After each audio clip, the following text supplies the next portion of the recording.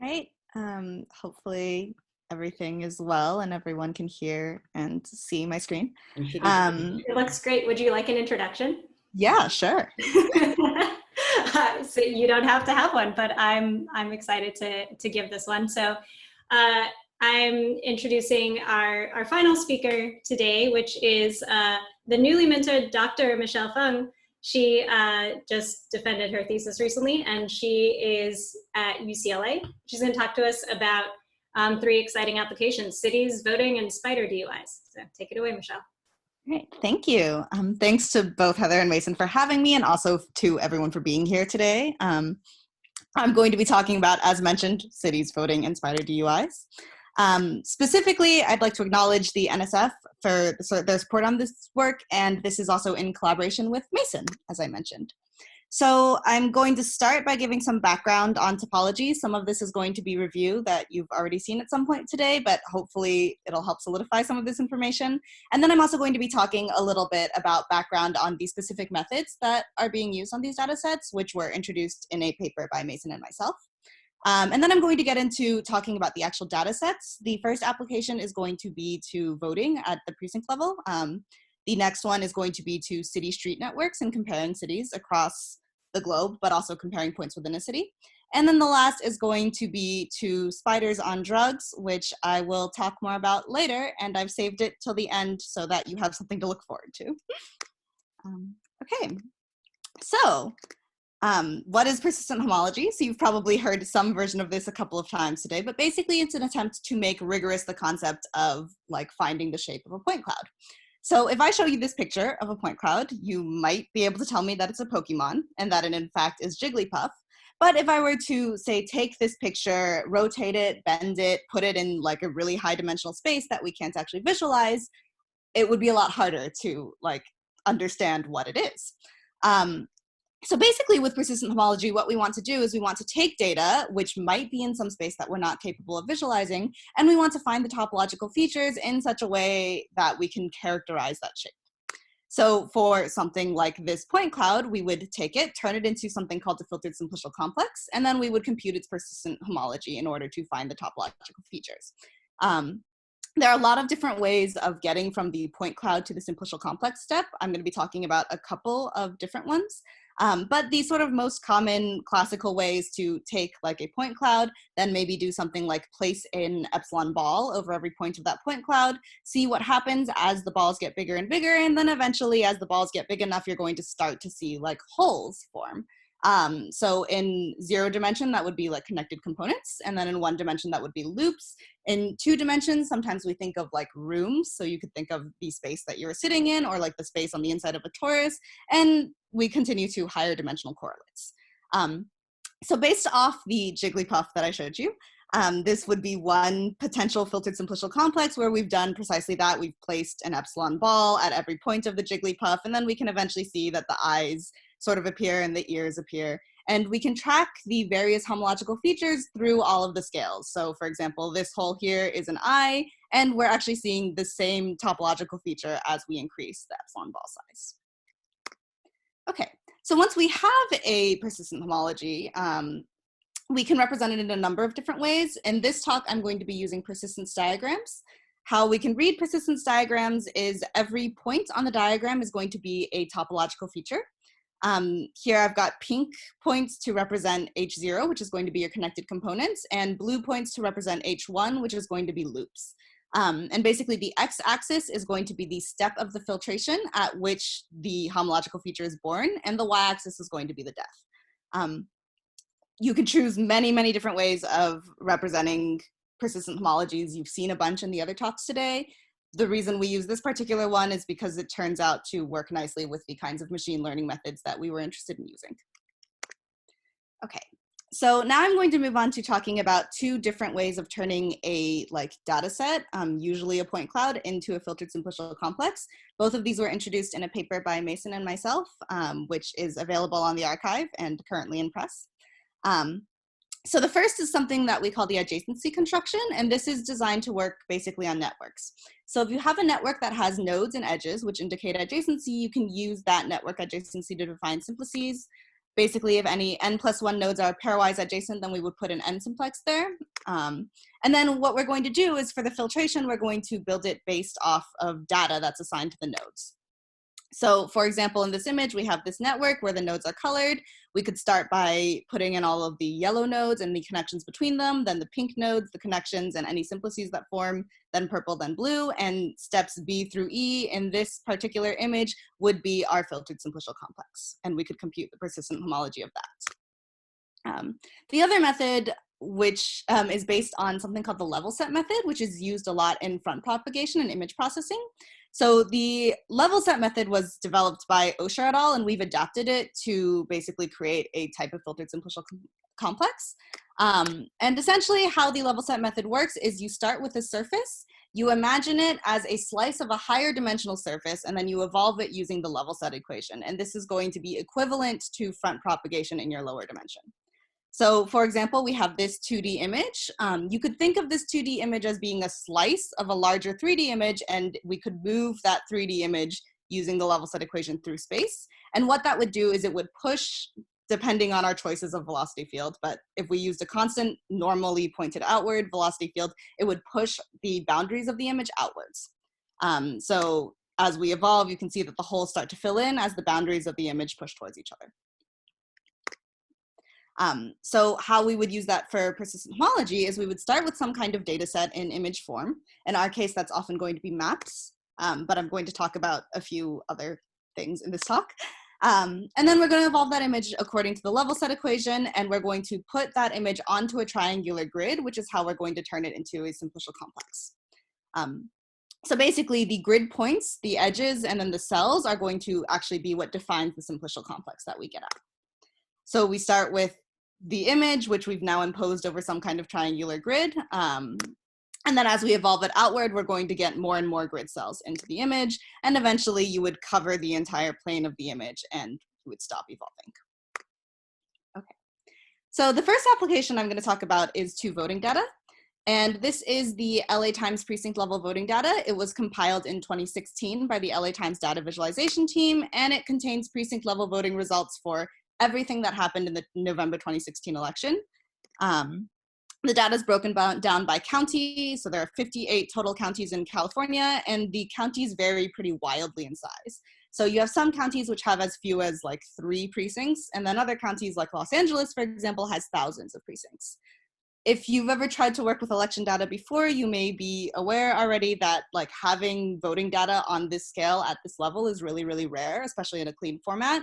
It turns out that like precinct boundaries are not even easy to find necessarily because states are not required to report their precinct boundaries to anyone. So for some states, it's actually nearly impossible to even determine where the precincts are, let alone actually compile like voting data and tabulate it. So when we first started looking at this data set, we wanted to try to answer the question of how can we, using some kind of computational method, detect voting islands? So we talk a lot in American politics about this idea that like cities are really blue when they're surrounded by red areas. How can we find these blue islands? And the idea was that, well, if we look at a map and we look at only the red precincts, then the blue areas in the middle are going to pop up as holes in the topological sense. So maybe if we can find some way of computing the homology of these maps, we can figure out where the voting islands are. So we tried this using sort of standard distance-based constructions, similar to the like put an epsilon ball down idea. And it turns out that this doesn't work very well for this kind of map data a lot of the time. And a big part of the reason is that precincts occur at a wide variety of sizes. So this example here is Tulare County. And you can see that there are some very small precincts. These are a couple of cities that are near the center of Tulare. And then there are some very large precincts. And what happens when you use one of these like Vitoris-Rips types methods is that you're going to detect features, and I've circled all of the features here using these lines. And many of those features don't actually surround anything, because what happens is you get precincts that are sort of just far away, far enough away from each other that they don't end up connected until at some point they do, but the areas in the middle are still far enough away that you end up detecting like an empty feature. So you can see that a lot of these features surround nothing. They seem to be in solidly red areas. Some of them do surround some of these blue areas, but it's really hard to detect which ones are like actual features that we care about, so these voting islands, and which ones are just noise. And sort of the traditional method for trying to find something like that might be to look at the persistence of features or something like this. But it turns out that a lot of the times your persistent features are going to tell you about the difference in like distance scales. So the most persistent feature on this map, for example, is this one here, which is on the outside of the map and doesn't actually surround anything. Whereas some of these features, which we might care about a little bit more towards the center surrounding the blue areas, are very like low persistence. And we therefore don't have a way coming from the persistent homology to identify the features we want to identify. So one of the things we did to try to solve this problem was to use an adjacency method and to basically attach the data about voting to the method of building the filtered simplicial complex. So how we did that was we'd start with the points that had the strongest voting preference. So you would start with, say, red precincts that vote 95% or more for Trump, and then you would lower that threshold and keep adding precincts in this way. And then eventually what would happen is you would get these homological features where the more persistent the homological feature, the stronger the difference in voting on the inside of the feature versus the outside.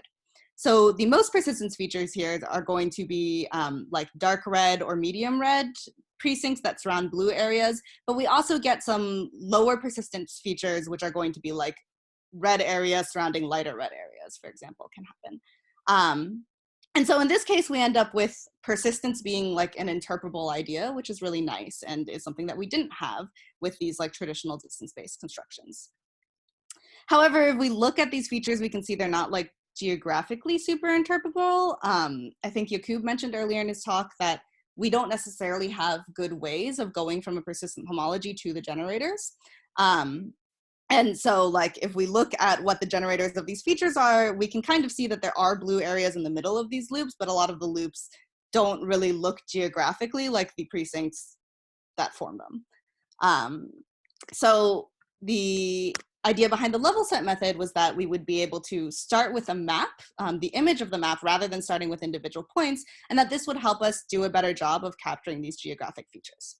So basically, we could start, in the case of Tulare, with all of the red precincts of Tulare and take that as a 2D map, evolve it using the level set method, get a filtered simplicial complex, compute the persistent homology, and then when we look at the features, we can see now that we have these like nice boundaries surrounding the various voting islands, which is exactly what we wanted. However, we don't have the same sort of like voting strength idea that we had attached to the adjacency method. So we did lose that in the process. Okay, so the next application I'm going to talk about is two-city street networks. So we did two versions of this, but the first was that we took a shapefile with all of the administrative boundaries of Shanghai, and we randomly sampled points. So we took 169 points by their geographical coordinates from within Shanghai, got map images of them from OSMNX, and then we looked at their street networks and then used the images of these street networks to get persistent homologies. So this, for example, is 2 points in Shanghai with a sort of like 1 kilometer radius of their streets. And once we had all of these maps, we took the level set persistent homology, turned it into a persistence diagram, and then took something called the bottleneck distance between persistence diagrams. And that gives us a distance matrix, which tells us how far apart the various persistence diagrams are, which we can then plug into any standard machine learning algorithm which uses a distance matrix. So in our case, we used average linkage hierarchical clustering, and we got this map, which is Shanghai. We've plotted all the points, and we've colored them based on which cluster they fall into. So we call the various clusters city center. That's going to be these pink points around the center of the city here. New construction is yellow points around the outside, and then the transition areas, which are these purple points in between. And what we found essentially was that a lot of these city center points were going to be old parts of the city where there were very small blocks, winding roads, no immediate grid-like structure. The new construction areas tended to have like much larger blocks, and they tended to be in newer areas of the city. And then the transition areas tended to be areas where you start to see some of these block-like structures or like grid-like structures forming in the blocks, but where it's not necessarily super clear, and where a lot of the blocks aren't very large. And a lot of the areas that fell into this cluster were sort of like built in the mid-1900s or like sometimes slightly earlier than that. And crucially, there were a lot of colonial era neighborhoods that kind of fell into this category, which is an interesting result. So we kind of think that the reason a lot of those colonial neighborhoods fell into this category is because you start to see some sort of like Western city planning influences on the city in those specific neighborhoods. And so they clustered with some of these like areas that were not built at the same time. Okay. We then repeated this, but we did it across 306 different cities. So we took street network images, and if I show you these two street networks, you might be able to tell me which one is in North America and which one is in Europe. And in fact, maybe unshockingly, the left image is Los Angeles, the right is London. So we did the exact same process. We clustered all of our cities, and we ended up with 3 major clusters. So the first of these is going to be the grid-like cities. Los Angeles is a great example of this. You see basically like a perfect, nearly perfect grid across the center of the city. The next is what we were referring to as interrupted grids. And essentially these are cities where you have patches of grids, but where the patches aren't necessarily connected, or they might be like at odd angles to each other. And there will be areas that aren't grid-like interspersed. And then the last cluster was not grid-like. And essentially these would be cities where we might not be able to detect any kind of grid at all, or cities where it looked almost grid-like, but you would see a lot of dead ends, or you'd see these sort of like streets that bisect some blocks but not others, and that would prevent the city from like ever really attaining a grid-like structure. So if we plot them on a world map, we can kind of see that we're mostly seeing these like grid-like and interrupted grid cities in North America. We don't see a lot of purple. Whereas in Europe, we don't really see a lot of yellow, which is going to be the grid-like cities. And in fact, if we take each continent, look at the cities within it, and then break the continent down by the percentage of cities that fall in each cluster, we do see that Europe has a really low percentage of grid-like cities, and North America has a really high one. So this does give us like some way to quantify the notion that American cities are very grid-like compared to European cities, certainly. Okay. So the last application I'm going to talk about is spiders on drugs. So basically in 1947, Peter Witt, who was a biologist who studied spiders, was approached by a friend of his who was complaining that garden spiders were spinning their webs at 2 in the morning, and that he would like this behavior to stop. So for whatever reason, Peter Witt decided that the right way to approach this problem was to give a bunch of garden spiders drugs and see whether they started spinning their webs at a different time of day.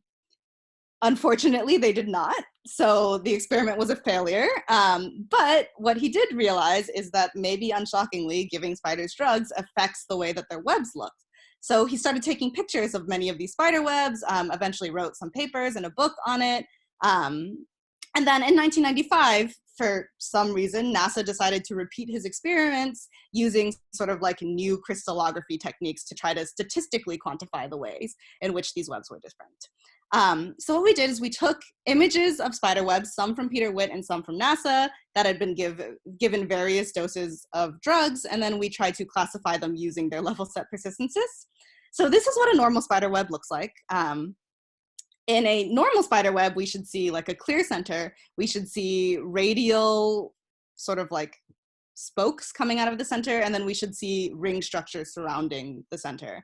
And all of the grid blocks, grid cells in the spider web are kind of roughly the same size. This one is going to be a spider on LSD. So we can see that we still have this like clear radial structure radiating from the center. But what starts to happen as you give spiders drugs is they maybe get worse at completing the rings around. So in the case of like the LSD spider, there's a lot of empty areas between the radial spokes. Incidentally, it turns out that in Witt's experiments, LSD was the only drug that he gave a spider where the web got more regular, but that was only in extremely low doses.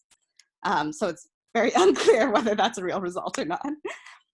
Okay, and then this is chloral hydrate. NASA concluded in their experiments basically that the more irregular the web, the more dangerous a drug. Unclear how they measured any of that.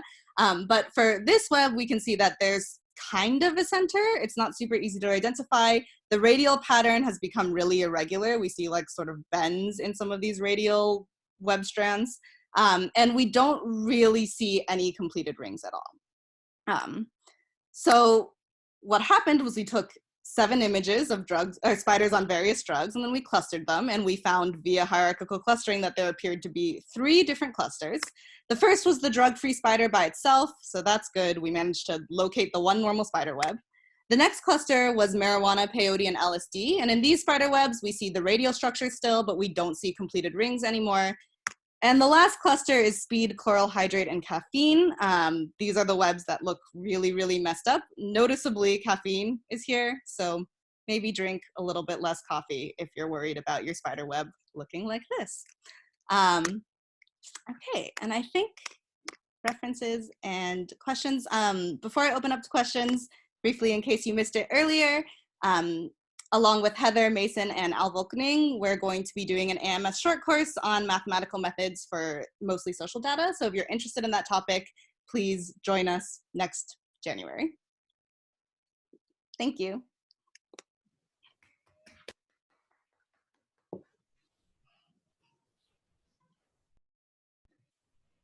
Okay, I have a question in my chat from Yasaman Asghari. Would you like to unmute and ask Michelle your question? Oh wait, no, I see. Sorry, I'm going to ask this one by proxy. So the question is, what's the exact purpose to study cities and voting data with a persistence homology view, and any real application or just curiosity? So I think the hope was that we would be able to use these persistent homologies to characterize cities or voting maps. In the voting maps case, we wanted to be able to say like something about what it meant for 2 counties to have similar voting patterns to each other. Part of the motivation here is that it turns out that with mathematical spaces, algebraic topology is a really powerful tool for characterizing spaces up to some certain notions of equivalence.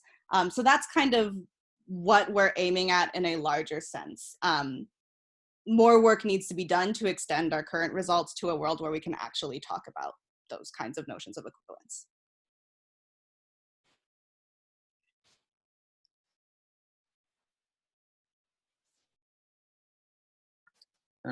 Heather, is there anyone else on your end? Alexandria has her hand raised. Okay, yeah, we should go with her then. Hey, Michelle, great talk. So I had a question about, I didn't fully catch the level set persistence. Is that the same kind of thing as functional persistence when you're like slicing the it's image? not quite.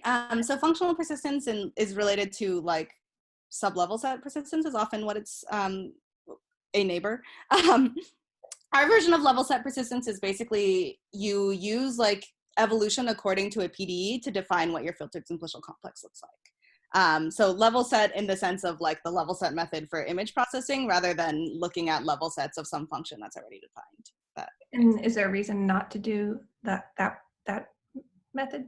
No, not necessarily.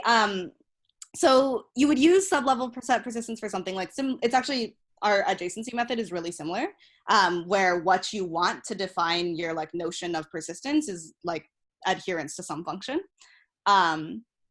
For something like our version of level set persistence, the idea was to try to capture this sort of like image contiguity information, because when you have something like a data, like a point cloud or a network, you're throwing away a lot of spatial information that you would have in an image. So in something like a map, we don't just care about like the existence of a precinct as a point, we care about the shape of it, we care about how much space it takes up, and that was kind of the idea behind like why would you want to use our version of level sets in this manner of persistence.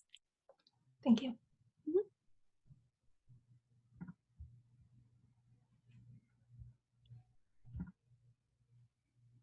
Heather, is there anyone else on your end, or should we close things, you think?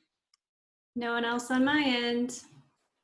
Okay, yeah, it's been a long few hours. So thank you. Well, thanks to Michelle and the other speakers, but thank you all for coming. We really appreciate you spending your time with us.